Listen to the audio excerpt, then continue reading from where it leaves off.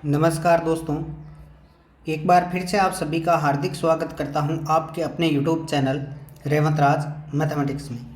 दोस्तों, इस video lecture में बात करने वाले हैं रीट एग्ज़ाम 2021 के लिए विज्ञान कक्षा 8 आरबीएससी की बुक से जितने भी इम्पोर्टेंट क्वेश्चन बन रहे हैं संपूर्ण प्रश्न एक ही वीडियो में करने वाले हैं। जिस प्रकार से हमने 6th क्लास और 7th क्लास के क्वेश्चन किए थे वो आपने नहीं देखे हैं तो आपको इस वीडियो के डिस्क्रिप्शन बॉक्स में लिंक मिल जाएगा और प्लेलिस्ट भी मिल जाएगी साइंस 6 to 10th।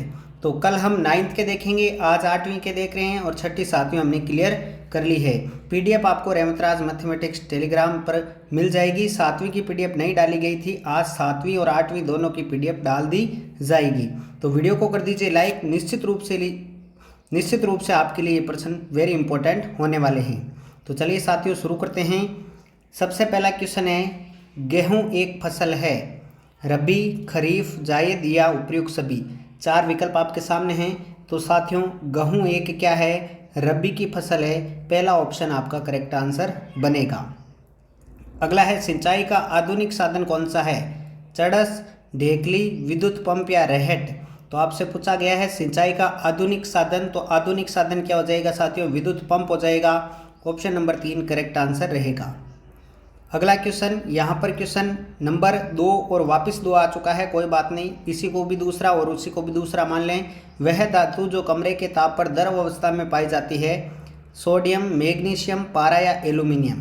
तो साथियों कौन सी धातु जो है कमरे के ताप पर द्रव अवस्था में पाई जाती है, एकमात्र धातु होती है पारा, जिसका प्रतीक चिन्ह क्या होता है, Hg होता है। ठीक है। अगला क्वेश्चन है, वह ए धातु जो विद्युत की सुचालक है। सामान्यतः ये धातुएं जो है विद्युत की कुचालक होती है, लेकिन इनमें से कौन सी जो है सुचालक है, कोयला, ग्रेफाइट, गंधक या नाइट्रोजन। 4 विकल्प आपके सामने हैं। तो साथियों प्रश्न नंबर 3 का राइट आंसर क्या हो जाएगा, ग्रेफाइट जो है वह विद्युत की सुचालक होती है, ए धातु होते हुए भी। दूसरा ऑप्शन करेक्ट आंसर बनेगा। अगला है, निम्नलिखित में से कौन सी धातु सबसे अधिक अभिक्रियाशील है, सोना, सोडियम, मैग्नीशियम या चांदी। 4 विकल्प आपके सामने हैं साथियों। तो प्रश्न नंबर 4 का राइट आंसर क्या हो जाएगा, option number 2 sodium. Important question है, ध्यान रखें, धातुओं की क्रियाशीलता पूछी जाती है सक्रियता श्रेणी के आधार पर। ये सूत्र होता है इस प्रकार से, कान नाक का मंगाया एरोप्लेन। तो दूसरा ऑप्शन करेक्ट आंसर हो जाएगा, यहाँ पर सोडियम ऊपर है, अधिक अभिक्रियाशील है। अगला क्वेश्चन प्रश्न नंबर 5, वह पदार्थ जो सामान्यतः रसोई के नॉन स्टिक बर्तनों को बनाने में काम में लिया जाता है, पीवीसी, पॉलीथीन, टेफ्लॉन या रेयॉन। 4 विकल्प आपको मैंने बताए, कौन सा पदार्थ रसोई के नॉन स्टिक बर्तनों को बनाने के काम आता है। तो साथियों ये आता है टेफ्लॉन। आपका ऑप्शन नंबर 3 करेक्ट आंसर रहेगा। अगला है, निम्न में से कौन से समूह में सभी संश्लेषित रेशे हैं। वेरी इंपॉर्टेंट क्वेश्चन है साथियों। प्रश्न नंबर 6 जो है, नायलॉन, टेरिलिन, रेयॉन, एक्रिलिक रेशम ऊन, कपास, रेयॉन ऊन या पीवीसी, पॉलीथीन, बेकेलाइट। तो सभी संश्लेषित रेशों का क्रम कौन सा है ये बताना है आपको। प्रश्न नंबर 6 में राइट आंसर हो जाएगा नायलॉन और टेरिलिन और rayon. Option number 1 correct answer रहेगा।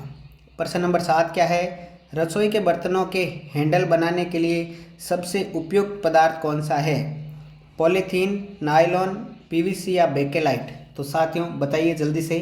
प्रश्न नंबर 7 का राइट आंसर क्या हो जाएगा, बर्तनों के हैंडल बनाने में बेकेलाइट का उपयोग किया जाता है, क्योंकि ये थर्मोसेटिंग प्लास्टिक है। ठीक है, चौथा ऑप्शन करेक्ट आंसर रहेगा। अगला है, निम्नलिखित में से कौन सा सामान्य गुण प्लास्टिक का नहीं है, अक्रियाशील, टिकाऊ, भार में हल्के, विद्युत के सुचालक। कौन सा सामान्य गुण प्लास्टिक का नहीं है ये बताना है। तो साथियों 8वें का राइट आंसर हो जाएगा, ये विद्युत के सुचालक नहीं होते हैं, कुचालक होते हैं। चौथा ऑप्शन राइट आंसर बनेगा। वीडियो को लाइक ज़रूर कर दें।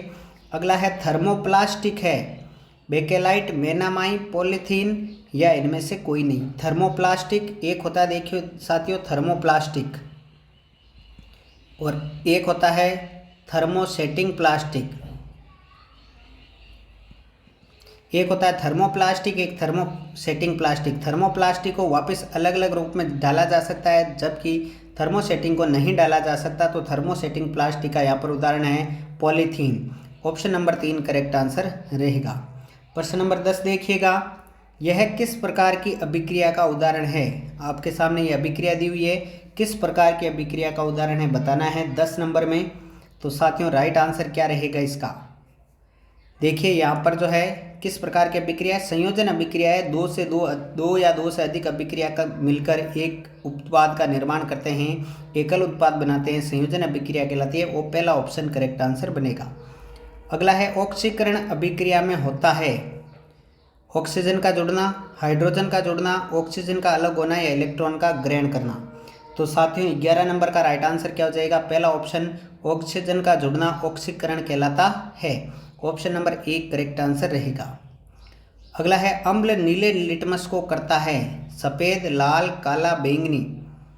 तो साथियों राइट आंसर क्या रहेगा, अम्ल नीले लिटमस को क्या करता है, लाल कर देता है। आपको एक नाम याद रखना है, अनील। ए का मतलब होता है अम्ल, ने का मतलब नीला और ला का मतलब लाल। अनील याद रखेंगे, अम्ल यानी नीले को क्या करता है, लाल करता है। ऑप्शन नंबर 2 करेक्ट आंसर बनेगा। अगला है Cu प्लस ऑक्सीजन वायु से, तो क्या बनेगा साथियों, Cu प्लस O2 क्या बनेगा साथियों, राइट आंसर बताइए जल्दी से। प्रश्न वापस दिखा देता हूँ, प्रश्न नंबर 13 है Cu प्लस O2 क्या बनेगा साथियों, 13वें का राइट आंसर हो जाएगा CuO बनेगा। तीसरा ऑप्शन करेक्ट आंसर रहेगा। अगला क्वेश्चन देखिए, वह प्रजाति जो प्राकृतिक आवासों में नहीं पाई जाती है परंतु संरक्षित क्षेत्रों में पाई जाती है क्या कहलाती है, संकटापन, विलुप्त, प्राकृतिक आवासों में विलुप्त या विद्युत क्षेत्र विशेष क्षेत्रीय। काफ़ी इंपॉर्टेंट प्रश्न है। जो प्राकृतिक आवासों में नहीं पाई जाती है परंतु संरक्षित क्षेत्रों में पाई जाती है वह कहलाती है प्राकृतिक आवासों में विलुप्त प्रजाति। ऑप्शन नंबर 3 करेक्ट आंसर बनेगा। प्रश्न नंबर 15 देखिए, निम्न में से संकटापन प्रजाति है नीम, खेजड़ी, इंद्रोक या बेर। 4 विकल्प आपके सामने हैं। 8वीं क्लास की क्वेश्चन आंसर चल रहे हैं साथियों। तो संकटापन प्रजाति का उदाहरण इंद्रोक है साथियों। तीसरा ऑप्शन करेक्ट आंसर बनेगा। अगला देखिए 16वां प्रश्न, कायिक जनन पाया जाता है आलू में, गेहूं में, नीम में या मटर में। इनमें से कायिक जनन किस में पाया जाता है साथियों, राइट आंसर रहेगा आलू में कायिक जनन पाया जाता है। पहला ऑप्शन करेक्ट आंसर बनेगा। प्रश्न नंबर 17, नर और मादा युग्मक के संयोजन को क्या कहते हैं, परागण कण, निषेचन, मुकुलन या बीजाणु। नर और मादा युग्मक के संयोजन को निषेचन कहा जाता है साथियों। फेलोपियन ट्यूब में ये प्रक्रिया होती है। दूसरा ऑप्शन करेक्ट आंसर बनेगा। अगला है एक लिंगी पुष्प कौन सा है, मक्का, सरसों, गुलाब या पिटूनिया। एक लिंगी पुष्प का उदाहरण आपसे पूछा गया है साथियों। एक लिंगी पुष्प है मक्का। ऑप्शन नंबर 1 करेक्ट आंसर रहेगा। अगला है द्विलिंगी पुष्प कौन सा है, पपीता, मक्का, ककड़ी या सरसों। द्विलिंगी पुष्प इनमें से कौन सा है साथियों, राइट आंसर क्या रहेगा, ऑप्शन नंबर 4 सरसों जो है द्विलिंगी पुष्प है साथियों। 19वें का चौथा ऑप्शन करेक्ट आंसर। अगला देखिए 20वां क्वेश्चन, रक्त प्लाज्मा में जल की प्रतिशत मात्रा कितनी होती है, 70%, 90%, 10% या 45%। प्रश्न नंबर 20, रक्त प्लाज्मा में जल की प्रतिशत मात्रा 70% होती है साथियों। पहला ऑप्शन करेक्ट आंसर रहेगा। अगला है लाल रक्त कणिकाओं को निम्नलिखित में से किस नाम से जाना जाता है, आरबीसी, डब्ल्यूबीसी, बिंबाणु या पल्स। तो साथियों लाल रक्त कणिकाओं को क्या कहते हैं, आरबीसी कहते हैं, जिनका जीवन काल 120 दिन का होता है। ध्यान रखना है यदि पूछ ले आरबीसी और डब्ल्यूबीसी का अनुपात तो होता है साथियों 600:1। कितना होता है, 600:1। ठीक है। इन्हें इरिथ्रोसाइट कहते हैं। क्या कहते हैं साथियों, इरिथ्रोसाइट कहते हैं आरबीसी को, और इन्हें कहते हैं ल्यूकोसाइट। क्या कहते हैं साथियों, डब्ल्यूबीसी को ल्यूकोसाइट, और बिंबाणु को कहते हैं साथियों थ्रोम्बोसाइट। थ्रोम्बोसाइट कहते हैं। ठीक है। अगला देखिए, निम्न में से किसके कारण रुधिर का रंग लाल होता है। 4 विकल्प, फाइब्रिन, प्रतिजन, हीमोग्लोबिन या प्लेटलेट्स। रुधिर का रंग लाल किसके कारण होता है साथियों, 22वां क्वेश्चन है। राइट आंसर हो जाएगा हीमोग्लोबिन के कारण। तीसरा ऑप्शन करेक्ट आंसर। अगला क्वेश्चन, वयस्क व्यक्ति का हृदय 1 मिनट में कितनी बार धड़कता है, 50 बार, 72 बार, 110 बार या 120 बार। तो सभी को पता है वयस्क व्यक्ति का हृदय 1 मिनट में 72 यानी 72 बार धड़कता है। दूसरा ऑप्शन करेक्ट आंसर रहेगा। प्रश्न नंबर 24 देखिए, कुष्ठ रोग उत्पन्न होता है विषाणु से, जीवाणु से, प्रोटोजोआ से या अमीबा से? कुष्ठ रोग किससे उत्पन्न होता है साथियों? प्रश्न नंबर 24 आपके सामने है। 24वें का राइट आंसर रहेगा साथियों, कुष्ठ रोग किससे उत्पन्न होता है? तो साथियों राइट आंसर क्या हो जाएगा? कुष्ठ रोग जो है वह जीवाणु जनित रोग है साथियों। दूसरा ऑप्शन करेक्ट आंसर बनेगा प्रश्न नंबर 24 का। अगला देखिए 25वां प्रश्न, संक्रामक रोग का उदाहरण है हैजा, एनीमिया, जोड़ों का दर्द या कैंसर। संक्रामक रोग का उदाहरण कौन सा है साथियों? ऑप्शन नंबर 1 राइट आंसर हो जाएगा हैजा, जो कि जीवाणु जनित रोग है और ये विब्रियो कोलेरी से फैलता है। किससे फैलता है? विब्रियो कोलेरी, पहला ऑप्शन करेक्ट आंसर।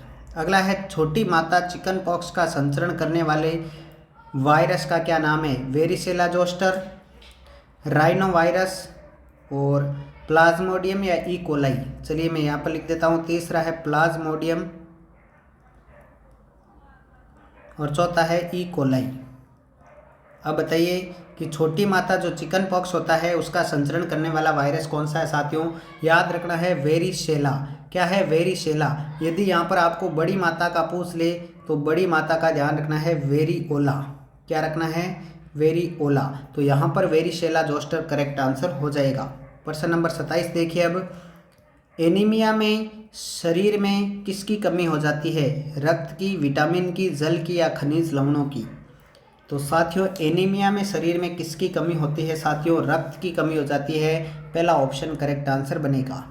ये देख लीजिए, एक कॉलम से सुमेलित करना है, काफ़ी इंपॉर्टेंट था, मैंने इसको भी ऐड कर लिया है। तो पहले में बे आएगा, यानी एनीमिया को रक्त अल्पता भी कहते हैं। दूसरे में दे आएगा, स्वाइन फ्लू को टेमी फ्लू भी कहते हैं।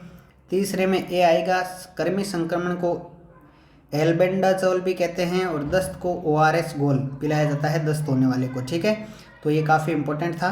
अगला क्वेश्चन देखिए, कार्य का मात्रक है न्यूटन, किलोग्राम, जूल या वाट।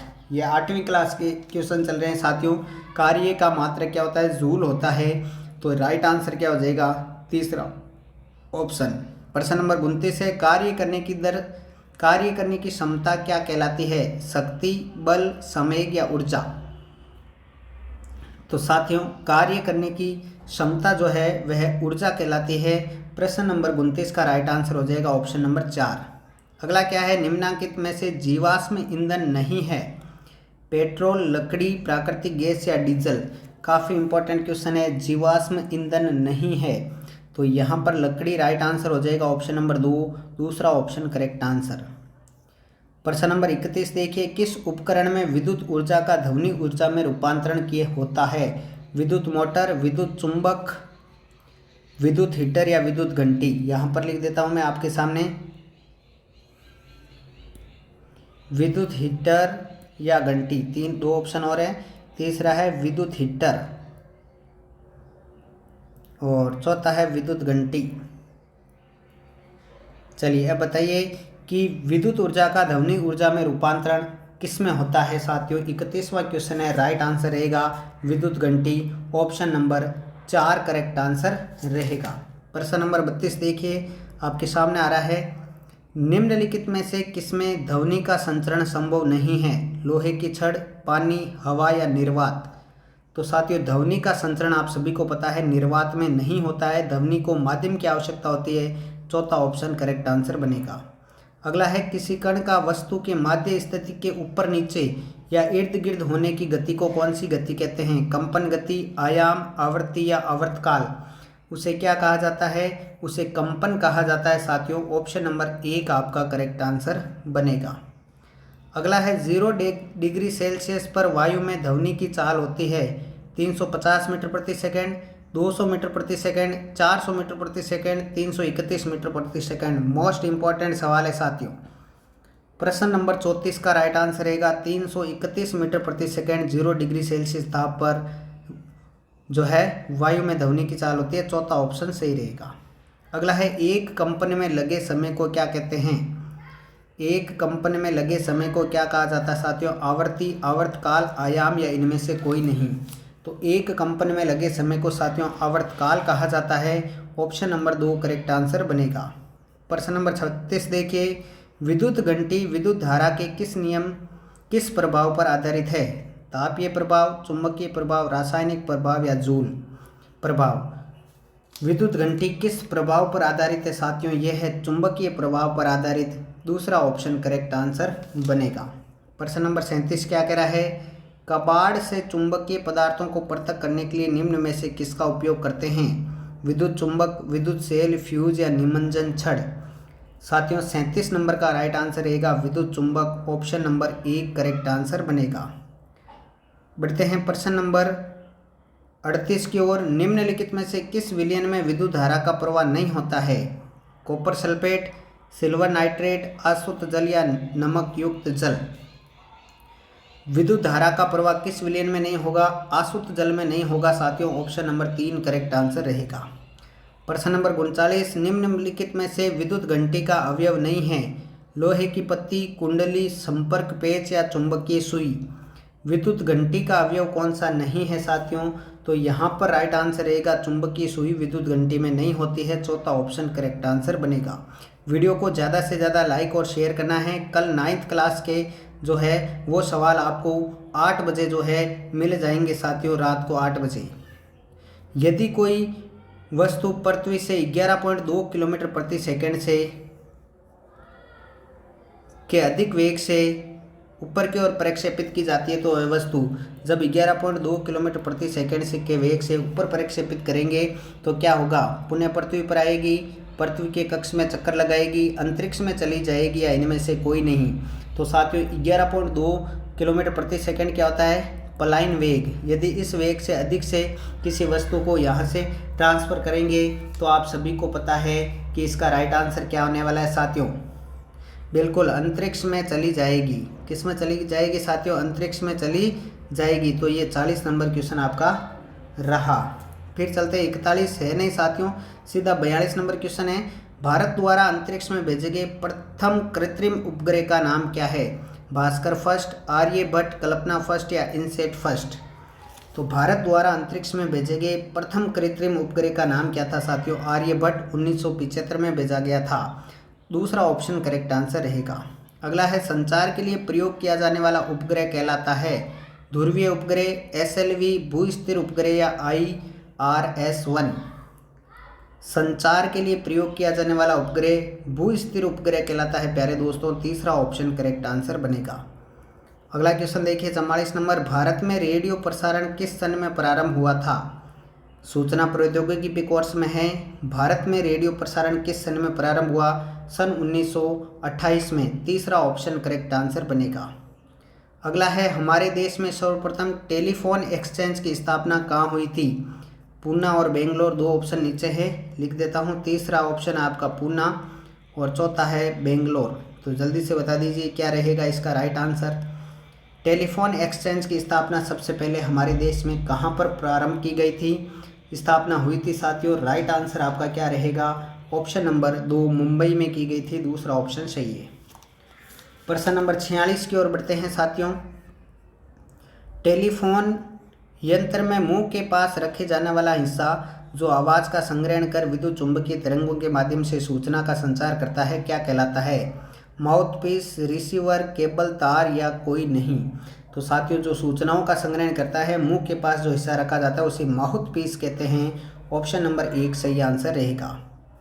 प्रश्न नंबर 47 देखिए, निम्नलिखित में से कौन सी घटना अपवर्तन से संबंधित नहीं है? 4 विकल्प आपके सामने है 47 में। अपवर्तन से संबंधित कौन से नहीं है साथियों? तो राइट आंसर क्या रहेगा? दर्पण से प्रतिबिंब का निर्माण या अपवर्तन से संबंधित नहीं है, तीसरा ऑप्शन सही रहेगा। प्रश्न नंबर 48 देखिए, निम्न में से कौन सा भाग मानव नेत्र का नहीं है? रेटिना, कॉर्निया, पुतली या मध्य पटल। मानव नेत्र का कौन सा भाग नहीं है साथियों? राइट आंसर रहेगा मध्य पटल, ऑप्शन नंबर 4। अगला क्वेश्चन देखिए, जब प्रकाश की किरण सघन माध्यम से विरल माध्यम में प्रवेश करती है तो यह क्या होता है?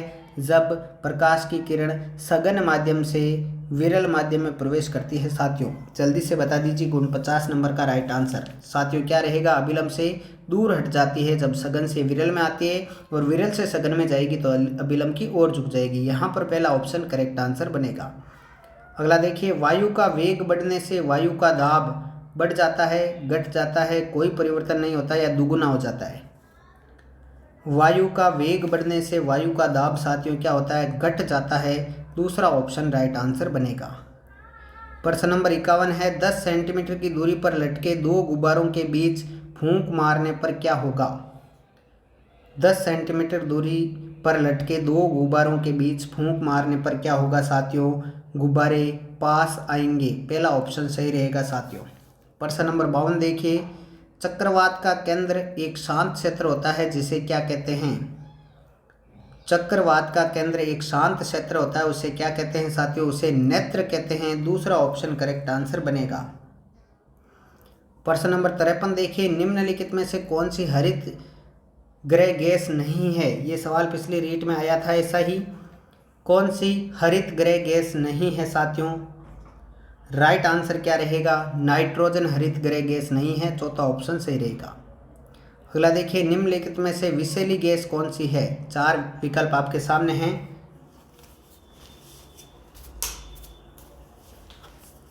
विषैली गैस कौन सी है साथियों, ये पूछा गया। तो कार्बन मोनोऑक्साइड जो CO होती है, ये सबसे विषैली गैस है। पहला ऑप्शन करेक्ट आंसर। अगला है, रेफ्रिजरेटर में प्रयुक्त किया जाता है हाइड्रोजन, क्लोरोफ्लोरोकार्बन, नाइट्रोजन या ऑक्सीजन। रेफ्रिजरेटर यानी फ्रिज में क्या प्रयुक्त होता है साथियों, chlorofluorocarbon. Option number 2 correct answer बनेगा। अगला है, भारत की पवित्र नदी कौन सी है, गंगा, बेड़च, बनास या कोसी। तो आप सभी को पता है भारत की पवित्र नदी कौन सी है दोस्तों, गंगा नदी है। पहला ऑप्शन सही आंसर रहेगा। प्रश्न नंबर 57 देखिए, प्राकृतिक पर्यावरण के जैविक घटक हैं पौधे, पहाड़, मैदान या जल। प्राकृतिक पर्यावरण के जैविक घटक कौन से साथियों, पौधे रहेंगे। पहला ऑप्शन करेक्ट आंसर बनेगा। अगला है, सामान्य भाषा में प्रदूषण का क्या अर्थ है। 4 विकल्प आपके सामने हैं। सामान्य भाषा में प्रदूषण का मतलब होता है दूषित वातावरण होना, दूषित वातावरण। दूसरा ऑप्शन करेक्ट आंसर बनेगा। वीडियो को लाइक नहीं किया तो लाइक ज़रूर कर दीजिए। पर्यावरण को बचाए रखने के लिए पर्यावरणीय जीवन शैली में नहीं है। चलिए, पर्यावरण को बचाए रखने के लिए पर्यावरणीय जीवन शैली में कौन सा नहीं है, राइट आंसर रहेगा असीमित उपयोग करना। चौथा ऑप्शन सही रहेगा। अगला है, विश्व पर्यावरण दिवस कब मनाया जाता है। काफ़ी इंपॉर्टेंट क्वेश्चन है साथियों। विश्व पर्यावरण दिवस कब मनाया जाता है मेरे प्यारे साथियों, ये मनाया जाता है 5 जून को। कब मनाया जाता है, 5 जून को पर्यावरण दिवस मनाया जाता है साथियों। ऑप्शन नंबर आपका कौन सा, दूसरा करेक्ट आंसर बनेगा। अगला प्रश्न है, कोयले का प्रकार जिसमें कार्बन की अधिकतम मात्रा पाई जाती है। रीट 2018 में पूछा गया था साथियों। कोयले का कौन सा प्रकार जिसमें कार्बन की अधिकतम मात्रा पाई जाती है साथियों, वह होता है एंथ्रेसाइट। कौन सा होता है साथियों, anthracite. Option number 3 correct answer बनेगा। अगला है, पेट्रोलियम के प्रभाज्य आसवन से वाष्पशील पदार्थों के निकल जाने पर क्या शेष रहता है। स्नेक, तेल, मोम, डामर या डीजल। Very important question. प्रभाज्य आसवन से जो वाष्पशील पदार्थों के निकल जाने पर पेट्रोलियम के प्रभाज्य आसवन में डामर बचता है साथियों। तीसरा विकल्प सही रहेगा। अगला है, कार्बन का क्रिस्टलीय अपरूप है।